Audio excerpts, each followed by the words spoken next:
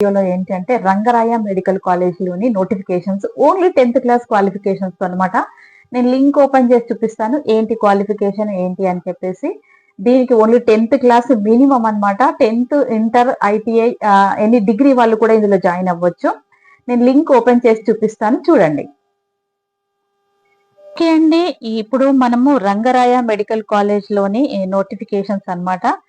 మనకు application date వచ్చేసి మనకు 27th 12th వరకు అప్లికేషన్ డైరెక్ట్ మన 10th క్లాస్ క్వాలిఫికేషన్ తోనే వాళ్ళు మనల్ని జాయిన్ చేసేసుకుంటారు. దానికి ఏమి ఎగ్జామ్ కానీ ఫీ పే చేయడం అప్లికేషన్ ఫిల్ చేయడం అలాంటిది ఏమీ లేదు. జస్ట్ మన 10th క్లాస్ మెరిట్ పైన ఉన్న వాళ్ళు పెట్టుకోవచ్చు అనమాట. 10th ఇంటర్ ఎనీ వాళ్ళు మనకు 10th వాళ్ళు అయితే మనకు మెయిన్ అన్నమాట. సో అదొకటి మీరు గుర్తుపెట్టుకోండి.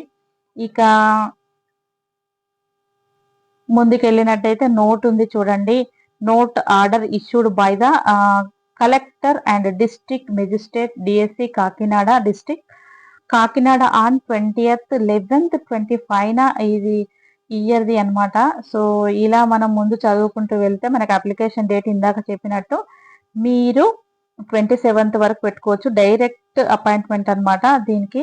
దీని అప్లికేషన్ ఫామ్ ఎలా ఫిల్ చేయాలి అని అంటే register number to filled the ఇది పాస్పోర్ట్ సైజ్ ఫోటో ఇక్కడ ఉంటుంది. Name of the block application letter అన్నమాట. దీన్ని బ్లాక్ లెటర్స్ రాయాలి, తెలుస్తుంది కదా మీకు. ఫాదర్, తర్వాత జెండర్, డేట్ ఆఫ్ బర్త్, తర్వాత సోషల్ స్టేటస్ ప్లీజ్ టిక్. మీరు ఏ స్టేటస్ లో ఉన్నారు, బీసీఆ, బీసీబీఆ, ఓసీఆ, ఎస్సీఆ, ఎస్టీఐ ఇవన్నీ ఉన్నాయి కదా. సో ఇవి పెట్టేసుకోవాలి.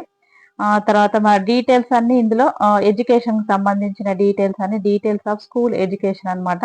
ఇవన్నీ పెట్టుకోవాలన్నమాట. ఇలా పెట్టుకున్న తర్వాత ఇది ఫిల్ చేస్తే మనకు డైరెక్ట్ రిక్రూట్మెంట్, ఎలాంటి ఎగ్జామ్ అలాంటిది ఏమీ లేదనమాట. డిక్లరేషన్ కూడా ఉంది ఇక్కడ. సో ఇలా మనం ముందుకు వెళ్ళినట్టయితే అంటే ఇక్కడ మనకు డీటెయిల్స్ అన్ని క్లియర్ గా ఉన్నవి. మీరు దీనికి సంబంధించిన నోటిఫికేషన్ సంబంధించింది అనమాట. ఇవన్నీ మన నేమ్ ఆఫ్ ద పోస్ట్ అన్నమాట. ఏ పోస్టులు ఉన్నవి అనేది ఇక్కడ చూడొచ్చు మనము. ఇక్కడ పోస్టులు వచ్చేసి ఇక్కడ సి ఆర్మ్ టెక్నీషియన్ అన్నమాట. న్యూలీ క్రియేటెడ్ పోస్టెస్ ఇవి పోస్ట్ అన్నమాట. టోటల్ గా 2 ఉన్నవి. సో కాంట్రాక్ట్ మనకు ఇదంతా కాంట్రాక్ట్ బేసిస్ పైన తీసుకుని తర్వాత పర్మనెంట్ చేస్తారు. దానికి 32,670 రూపీస్ అనమాట. ఓటీ టెక్నీషియన్స్ కి 4 వేకెన్సీస్ ఉన్నవి. సో ఈ 4 వేకెన్సీస్ కి ఇది కూడా 1 ఓసీ, 2 ఎస్సీ, 3 ఈసీ, ఓసీ వాళ్లకు ఇలా ఉన్నాయన్నమాట. ఈ కేటగిరీ అన్ని మీరు చూసుకోవచ్చు. ఇక తర్వాత వీళ్ళకి సాలరీ వచ్చేసి 32,670 రూపీస్ అనమాట. సో ఇలా మన ప్రతిదీ ముందుకు వెళ్ళినట్టు ఇవన్నీ డీటెయిల్డ్ గా అన్ని చూసుకోవచ్చు. జనరల్ డ్యూటీ అటెండెన్స్ వాళ్ళు కూడా ఉన్నారు. ఇది కూడా ఉంది చూడండి. తర్వాత దీనికి 15,000 ఉంటుంది. దీనిలో 14 వేకెన్సీస్ ఉన్నవి.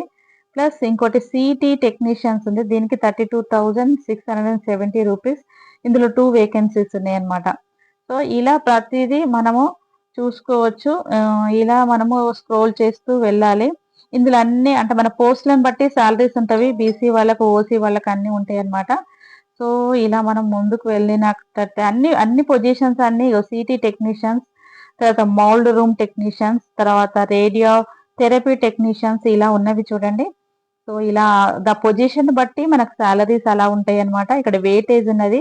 వెయిటేజ్ అంటే ఇప్పుడు మనం 10th క్లాస్ క్వాలిఫికేషన్స్ తోని ఇందులో జాయిన్ అవ్వచ్చు. ఇంటర్ తర్వాత ఐటీఐ చేసిన వాళ్ళు ప్లస్ ఇంకా ఎనీ డిగ్రీ వాళ్ళు కూడా జాయిన్ అవ్వచ్చు. 10th క్లాస్ వాళ్ళు కూడా జాయిన్ అవ్వచ్చు. వాళ్ళ పొజిషన్, వాళ్ళ వెయిటేజ్ మార్క్స్ 75% ఉన్న వాళ్ళకి చూడండి.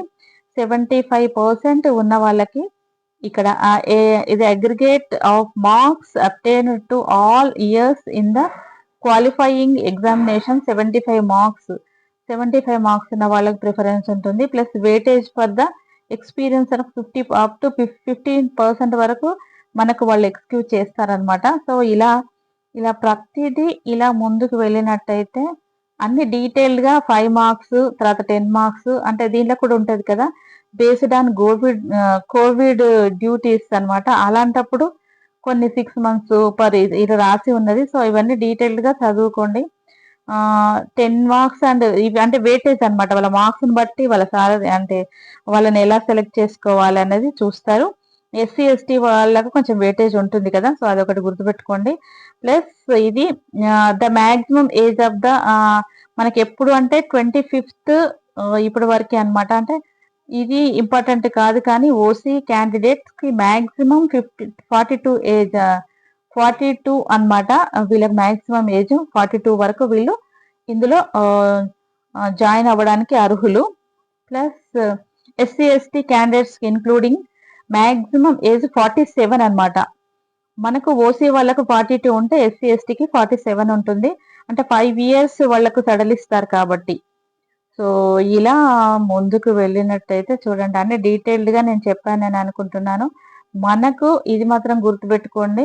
మనకు అప్లికేషన్ పెట్టుకోవడానికి 27థ్, 12థ్, 25థ్ వరకనమాట.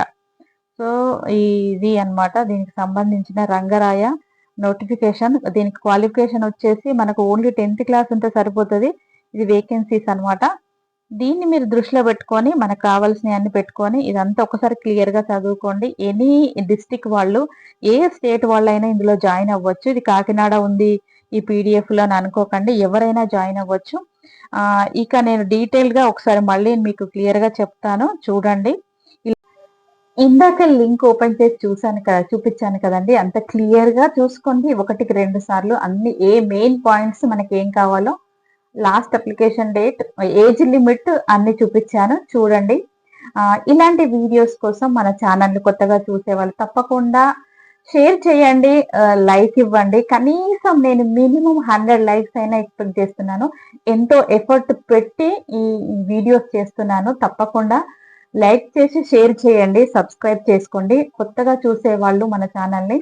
ఇంకొకటి ఏంటంటే వచ్చిన కమెంట్స్ ఏంటంటే ఒకతనొచ్చేసి నేను ఇంతవరకు అంటే అందులో సర్టిఫికెట్స్ అనేది నాకు అంటే ఆయన స్టడీలో సర్టిఫికెట్స్ చేసి టైం అంతా వేస్ట్ చేసుకున్నానని కామెంట్ పెట్టాడు. అలా అస్సలు డిసప్పాయింట్ అవ్వకండి. మీరు కష్టపడి చేస్తుంటే ఎప్పుడు ఒక్కసారి విజయం అనేది అందుతది. ఎలాంటి డిసప్పాయింట్ ఉండద్దు. మనము డిసప్పాయింట్మెంట్ ఉంటే వెనకాలకే వేస్తుంటాము. ఎవ్వరు మనల్ని ఎంత డిసప్పాయింట్ చేసినా మనకి జాబ్ రాకపోయినా ట్రై చేస్తూ ఉంటే తప్పకుండా దొరుకుతుంది. నేను ఈ ఇన్ఫర్మేషన్ నోటిఫికేషన్స్ వెంట ఇస్తూ ఉంటాను. మీరు అన్నిటికీ అప్లై చేసుకోండి. నోటిఫికేషన్ మీకు ఓపెన్ చేయగానే మీకు తెలుస్తుంది కదా, కాకినాడ అయ్యో మళ్ళీ ఎలా అని కాదు. కాకినాడ వాళ్ళే కాదు, ఏ డిస్ట్రిక్ట్ వాళ్ళైనా ఇందులో జాయిన్ అవ్వచ్చు. పర్మనెంట్ గవర్నమెంట్ జాబ్స్ అన్నమాట. రిక్రూట్మెంట్ కాంట్రాక్ట్ బేసిస్ జాబ్స్ కాదు. పర్మనెంట్ జాబ్స్ డైరెక్ట్ ఎలాంటి ఎగ్జామ్ లేకుండా చేసుకుంటారు కాబట్టి ఇందులో జాయిన్ అవ్వండి. ఒక లైక్, షేర్ ఇవ్వండి, షేర్ చేయండి, ప్లస్ సబ్స్క్రైబ్ చేసుకోండి మన ఛానల్ని. Thank you.